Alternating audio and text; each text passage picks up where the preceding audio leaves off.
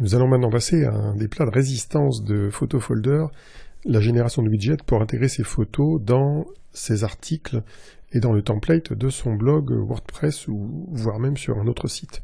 Nous allons partir du résultat. Ici, cet album d'avion, il a déjà été intégré dans un article. Alors, on va voir tout à l'heure comment on le fait, mais on va voir le résultat. Quand on clique sur la petite icône ici, on voit que dans la description textuelle de cet album, il y a un texte automatique qui indique que l'album, en fait, illustre le texte d'un article qui d'ailleurs était encore à l'état de brouillon. Il n'est pas publié, et en l'occurrence, c'est normal, c'est sur mon blog.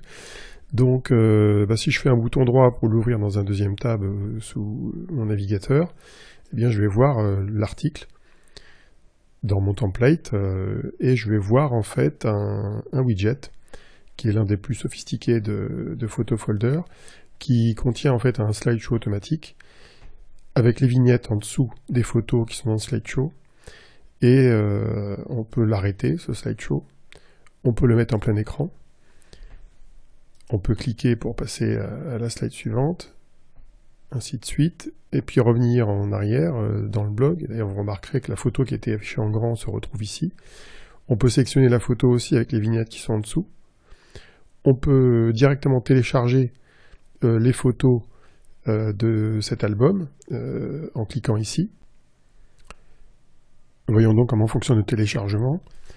On clique sur le bouton, il va nous demander notre email, donc je vais le taper ici, en essayant de ne pas me tromper.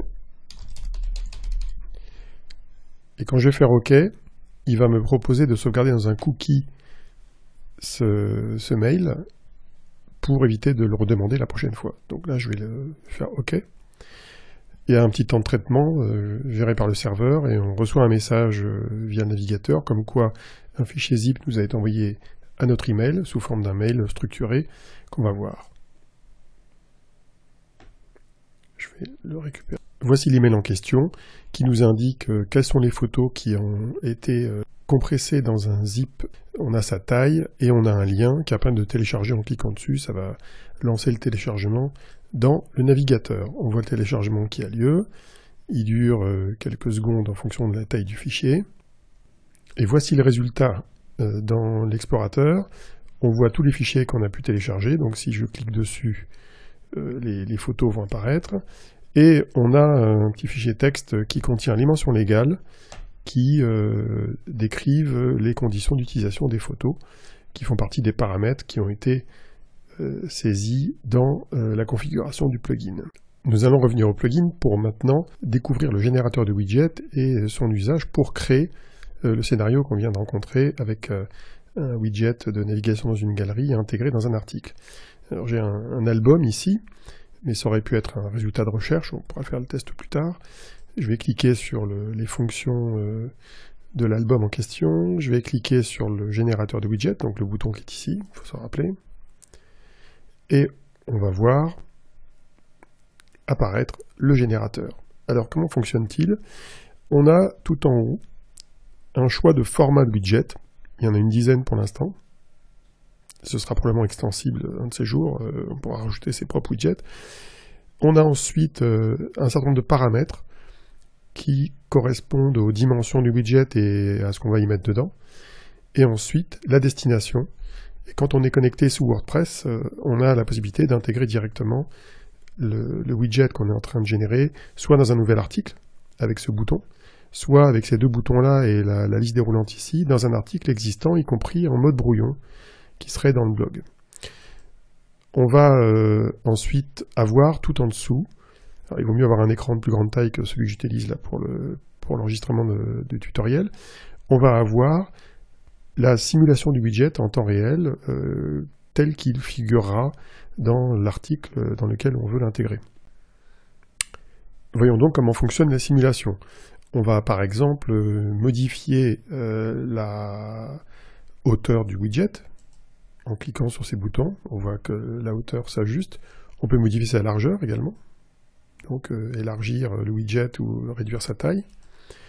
On va pouvoir, et pour ça il faut scroller un petit peu, modifier la marge entre les vignettes. C'est mieux dans ce cas de figure-là qu'elle soit réduite à la portion congrue, par exemple 1 pixel. Et on va pouvoir même diminuer la taille de ces petites vignettes qui sont en dessous de la photo principale qu'on sélectionne en cliquant dessus comme ça. Donc on a accès dans le simulateur à tous les boutons de navigation dans l'album qu'on a sélectionné, ainsi que la sélection donc sur les vignettes. On peut choisir, si on revient en haut, d'avoir ou pas le logo de son site photo, avec le widget, d'avoir un fond sur une couleur qu'on configure une fois pour toutes dans l'administration. On peut décider aussi que le widget va utiliser toute la largeur disponible dans le site, donc ça se verra surtout pour la partie qui concerne les vignettes qui sont derrière. On va pouvoir décider ou pas d'avoir des boutons de navigation. Donc dans le cas présent, on peut décider de naviguer dans les photos que avec le choix des vignettes qui sont ici, ou avec aussi ces boutons-là. On peut aussi déclencher un slideshow automatique qui va passer d'une photo à l'autre automatiquement quand le widget va se lancer. Une fois qu'on a choisi les paramètres de son widget, on va pouvoir l'intégrer dans son site. Alors on va commencer par le cas de figure où on est dans son propre site web, on est dans WordPress, on a mis ses photos dans PhotoFolder dans son instance de WordPress et on veut intégrer des widgets correspondant à ces photos dans ses propres articles. On va pouvoir le faire d'abord avec ce bouton qui permet de créer un nouvel article dans WordPress directement avec le widget qu'on vient de créer interactivement. L'article a été créé, on a un lien pour l'éditer et un lien pour voir le résultat directement dans son site web. On va cliquer sur les deux, on va d'abord cliquer sur l'article lui-même, puis à côté de ça, on va cliquer sur le tab d'origine, sur le lien pour l'éditer. Donc l'article il est prêt, hein.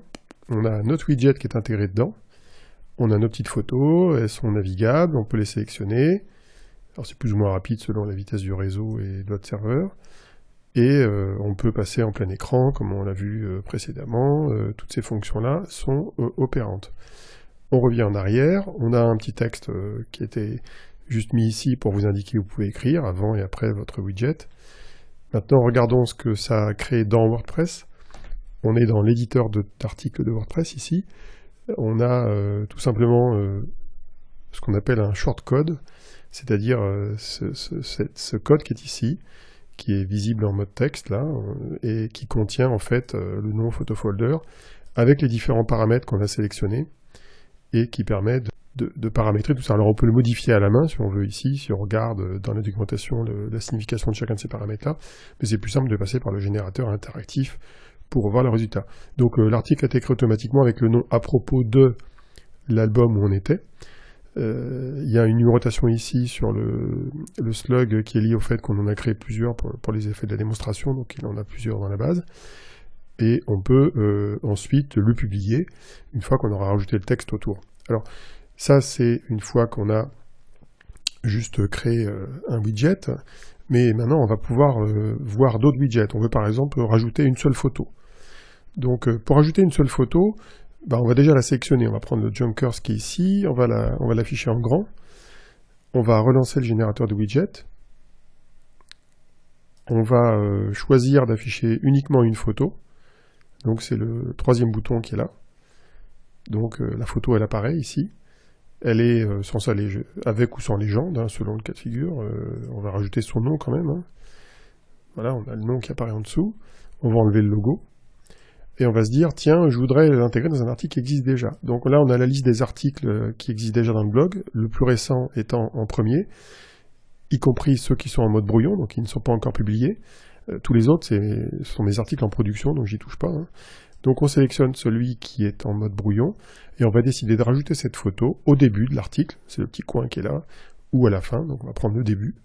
Et si on clique là, rebelote, on a le lien pour éditer l'article dans WordPress ou le lien pour voir le résultat. Mais comme ils sont déjà chargés, on les regarde ici. Donc on met à jour la page côté administration et on va voir qu'un nouveau shortcode a été rajouté, il est là, avec un paramètre différent, format One, au lieu d'avoir un format Select hein, pour afficher une seule photo. Et on va mettre à jour l'article dans sa visualisation et on va voir notre petite photo avec le nom qui est en dessous. Alors l'intérêt de mettre juste une photo, c'est que si on clique sur la photo ici, on va se retrouver dans l'album avec la photo en grand, et avec un coup d'escape, on se retrouve dans l'album d'origine. Donc on peut très bien décider de mettre des photos isolées dans ces articles sous cette forme-là, ensuite pouvoir accéder soit au résultat d'une recherche, soit à un album en entier dans l'interface complète de navigation dans ses photos personnelles. Il existe cependant d'autres moyens d'intégrer son widget dans un site web.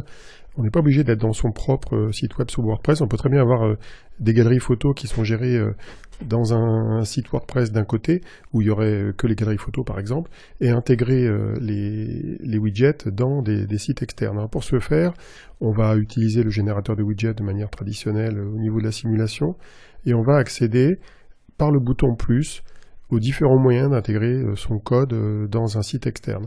Alors, on peut utiliser le shortcode à la main, c'est ce qu'on a vu qui est généré automatiquement quand on est chez soi.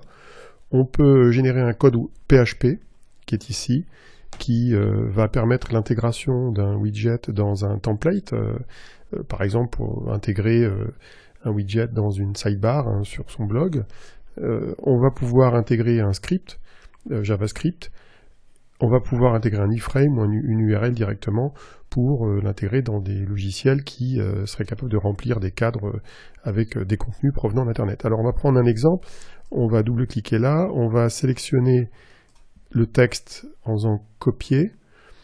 Pour les besoins de la démonstration, je vais aller dans l'article que j'ai créé tout à l'heure, dans le mode édition de WordPress. Je vais coller le petit script qu'on a récupéré tout à l'heure.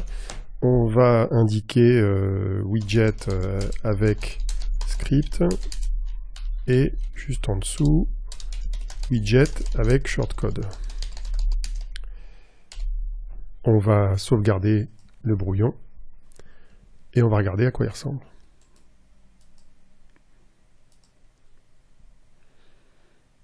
Et là, merveille, on a notre widget qui vient d'être généré, avec tout en ordre de fonctionnement, alors qu'en fait on passe par l'extérieur, on ne passe pas par les shortcodes de WordPress. Donc ça permet d'intégrer un widget dans son site. D'ailleurs le widget des derniers albums qui est ici, c'est un des 10 types de widgets. Lui il est intégré sous la forme d'un code PHP dans le template du thème de mon blog. Chacun peut faire ça avec son propre template s'il le souhaite. Nous allons maintenant découvrir les autres types de widgets qu'on peut générer avec le générateur de widgets.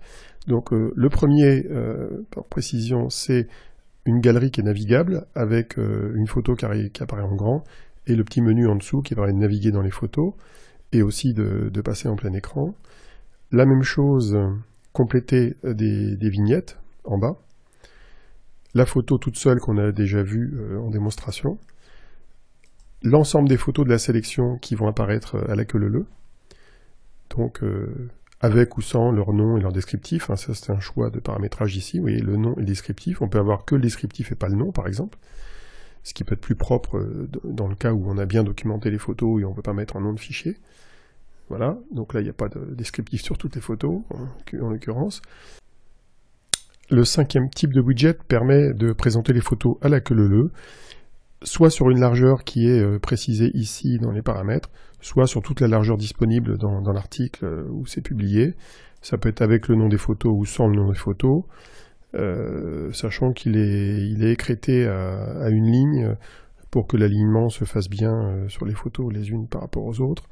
On peut modifier la marge entre les photos.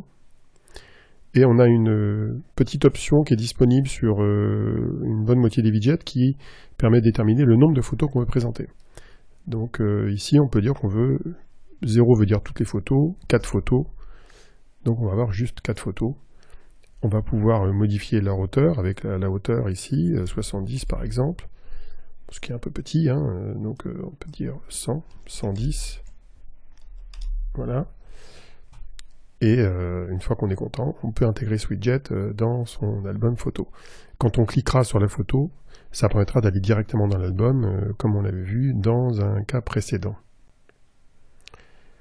Sixième type de widget, celui-ci permet de présenter les photos de manière justifiée sur la largeur disponible ou sur toute la largeur d'affichage. Alors là, j'ai que 4 photos, donc c'est vite fait, mais on va revenir à 0 pour afficher toutes les photos. Et là, on va voir le principe de la justification des photos, dont on a déterminé une hauteur maximum, qui est ici. Hein. Donc ça permet d'avoir en gros des vignettes. L'intérêt, c'est que quand on navigue sur les vignettes, comme dans Photo Folder, on voit apparaître le titre et le descriptif des photos en fonction du curseur qui passe dessus. Voilà.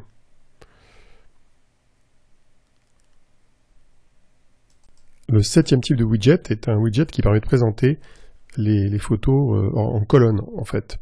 Donc lui aussi, il peut se faire sur toute la largeur ou sur une largeur disponible. Et on peut déterminer la largeur des colonnes. Donc on va faire une largeur un petit peu plus conséquente ici. Voilà, compatible avec la taille des polices. On peut choisir d'avoir le nom ou pas des photos, la description texte ou pas. Voilà. Et donc là, le widget présente les photos en colonne. On va l'intégrer dans notre article brouillon, le même que d'habitude. On va cliquer là. On va voir le résultat. Voilà, ça a mis un peu de temps à se présenter. Et voilà les photos qui sont en colonne. Le 8e type de widget permet de présenter les photos sous forme de diapositive, avec ou sans leur cadre d'ailleurs. Donc là, on va le voir sans le cadre, avec le cadre, sur toute la largeur ou pas disponible dans le site. On peut définir la hauteur des diapos, la largeur disponible, la marge entre les diapos. On peut préciser si on veut le nom des photos ou juste la description des photos ou rien du tout. Donc on a une très grande flexibilité ici aussi pour présenter ces photos à la queue leu qui occuperont l'espace disponible. On peut préciser aussi le nombre de photos qu'on souhaite obtenir. Donc si par exemple on voulait les 4 dernières photos d'un album, eh bien on trierait les photos derrière par date descendante et on demanderait d'avoir 4 photos ici. Et on aurait les 4 dernières photos d'un album présentées sous cette forme-là. Le 9e type de widget permet d'afficher une sorte de slider très simple. Hein, c'est les photos à la queue leu présentées comme ça. Alors on va demander à voir toutes les photos en demandant 0 ici. Et donc toutes les photos vont apparaître avec une barre de défilement. Bon, c'est un modèle relativement simple. Il sera probablement amené à devenir plus sophistiqué avec les développements autour du widget et avec la demande utilisateur. On peut pareil le définir sur toute la largeur ou sur une largeur précise, 500 pixels ici. Voilà, c'est mis à jour. Avec ou sans la description des albums qui apparaîtra en dessous du logo ici, avec ou sans le logo, avec ou sans un fond. Passons au dernier type de widget, c'est le widget qui permet de visualiser les derniers albums qui ont été publiés ou modifiés sur ces photos. Alors, ici, on a un exemple de présentation avec les albums, le nom, la description, qui est un petit peu verbeuse, donc on peut demander à voir juste le nom des albums, la vignette, dont on peut définir la taille, la marge vis-à-vis du texte, donc ça représente à peu près le mode de présentation que j'ai dans mon blog actuellement, mais on peut définir un mode de présentation différent, sous forme de lignes. Donc là, les photos vont être à la queue leu, en carré. On va pouvoir mettre ou pas les descriptions sur une seule ligne, comme ça. On va pouvoir utiliser toute la largeur disponible. Et on va pouvoir définir où est-ce qu'on met la légende. Est-ce qu'on la met en dessous, comme ici? Est-ce qu'on la met au-dessus, comme ça? Alors, c'est pas très beau ici, mais avec des vignettes un peu plus grandes, ça pourrait être sympa. Voilà, comme ça. Ou en pop-up. Donc qui s'affichera quand on passera le curseur dessus. Après, on peut préciser si la vignette qui est présentée, c'est la vignette de l'album, qui est définie par défaut, ou est-ce que c'est la dernière photo publiée dans l'album. Voilà l'ensemble des possibilités qu'on a, qui sont assez étendues, mais qui seront peut-être étendues plus tard, pour le widget des derniers albums, qu'on mettra plutôt dans sa sidebar, comme j'ai pu le faire dans mon propre site. Dans l'interface du générateur de widget, il y a un petit bouton qu'on n'a pas encore couvert, c'est le petit triangle ici, qui permet de sauvegarder les paramètres comme étant la configuration par défaut. Donc on va supposer par exemple que on prendra l'habitude de publier ces photos sous cette forme-là, avec le 6e widget, voilà, avec la description des albums, avec les pop-up qui apparaissent comme ça, avec des vignettes peut-être un peu plus petites. Et une fois qu'on a défini ce type de widget et qu'on veut que ça devienne le widget par défaut, bien on clique sur ce bouton, il va donner un petit retour, et quand on lancera le générateur de widget, la prochaine fois, eh bien on obtiendra toujours le même résultat, c'est-à-dire qu'on récupérera les paramètres sur ce widget avec la taille et le format qu'on avait défini ici. Donc ça permet de gagner du temps quand on a défini ces formats de widget. Alors un jour, on fera peut-être une liste déroulante avec plusieurs types de formats, mais déjà ça permet de gagner du temps pour le widget qu'on utilisera le plus souvent dans sa base. Nous allons maintenant explorer l'usage du générateur de widget, non pas simplement sur des albums, mais sur des fonctions de recherche. En fait, ça fonctionne de la même manière. On tape toujours notre exemple de texte. On va prendre Xavier Niel. On va voir le résultat apparaître. On va prendre un album donné. Donc là, on va voir les photos de Xavier Niel de l'album du lancement de 1000 startups. Et si on clique sur le label de ce résultat, on voit apparaître une boîte de dialogue et le bouton du générateur de widget. Et là, avec le format qu'on a sauvegardé tout à l'heure, on a notre petit widget qu'on va pouvoir intégrer dans un article. On va le mettre dans l'article habituel, on va le mettre en premier dans l'article à propos des avions, là, et on va voir le résultat. Normalement, ça fonctionne bien. Hop. Et on va voir donc nos photos de Xavier Niel dans son album, présentées ici. Et les autres widgets d'avant sont toujours là, on est en train de les enquiller les uns après les autres dans le même article. Ça fonctionne toujours. Autre exemple d'application, on a tapé une recherche sur Catherine Barba ici. On va demander d'afficher toutes les photos de Catherine Barba. On va les trier par date descendante, donc les plus récentes vont apparaître ici comme ça. Et on va générer notre petit widget, toujours avec le même format que tout à l'heure, celui qu'on a sauvegardé par défaut. Et là, qu'est-ce qu'on va pouvoir obtenir? On va pouvoir dire, je veux par exemple les 10 dernières photos d'une personne donnée ou d'un sujet donné.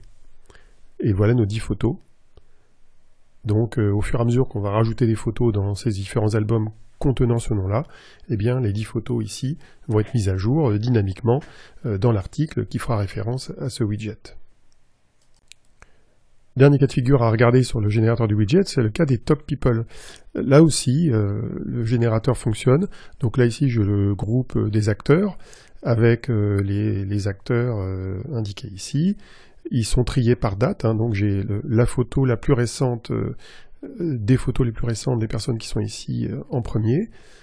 Je déclenche le générateur de widget et on va voir apparaître nos photos dans le bon ordre, avec la photo la plus récente de ces acteurs, qui est celle de Marco Tempest ici, Famke Janssen, etc. Katrina Murino qui apparaît dans 11 photos et dans 2 albums. Tout ça c'est cliquable. Et on va pouvoir rajouter ça dans notre article habituel. Hop. On regarde le résultat. Et voilà le résultat. On a nos photos. Et si on veut voir où est Katrina Murino, on clique dessus. Et là, ça va déclencher l'ouverture d'une recherche sur Katrina Murino avec les différents albums où elle apparaît. Et l'album le plus récent, c'est avril 2013, donc avec cette photo en l'occurrence, qui était lors de la remise des MIP TV Awards, je crois. Dernier point à observer, quand on va dans les statistiques en tant qu'administrateur de notre système de gestion de photos, on va pouvoir cliquer sur un bouton particulier qui est ici, qui va donc faire apparaître les liens entre vos albums photos et vos articles. Donc vous avez ici les articles et les albums qu'ils contiennent. Alors, on a beaucoup de tests qui ont été réalisés à propos d'avions là qui sont ici, puisqu'on y a ajouté 6 widgets en tout. On a quelques widgets qui ont été rajoutés dans les 2 articles que j'ai publiés après avoir lancé PhotoFolder sur mon propre site le 4 juillet. Et on a beaucoup d'URL sinon qui apparaissent en bas, qui sont en fait des simples URL sur des albums, qui sont le résultat de la migration des liens que j'avais sur d'autres sites publication de photos vers PhotoFolder. J'ai fait ça automatiquement avec un des outils d'administration WordPress du plugin. Et donc quand on est sur un article donné, l'URL pointe sur les albums qui sont dans le gestionnaire de photos de PhotoFolder. Bon, ça c'est une fonction de base qui pourra peut-être s'enrichir plus tard, mais qui montre l'intérêt d'avoir un lien entre les deux. L'autre lien, on le retrouve quand on est dans un article. Non, pardon, quand on est dans un album, quand on clique sur le bouton ici, on voit apparaître, comme on l'avait déjà vu au début, le lien entre l'album et les articles qui le citent. Alors non seulement quand on clique ici, on va pouvoir accéder et visualiser l'article, mais on peut aussi, en tant qu'administrateur, si on est administrateur, cliquer ici, et ça va ouvrir directement la page d'édition de l'article dans WordPress. On a fait le tour de cet ensemble très riche de fonctionnalités qui était à l'origine de la justification du développement de ce plugin PhotoFolder. On est loin encore du compte, il y aura encore probablement beaucoup d'améliorations à venir dans la variété des widgets et dans les paramétrages ou dans leurs animations, mais là on a déjà une base relativement solide sur laquelle vous pouvez commencer à travailler.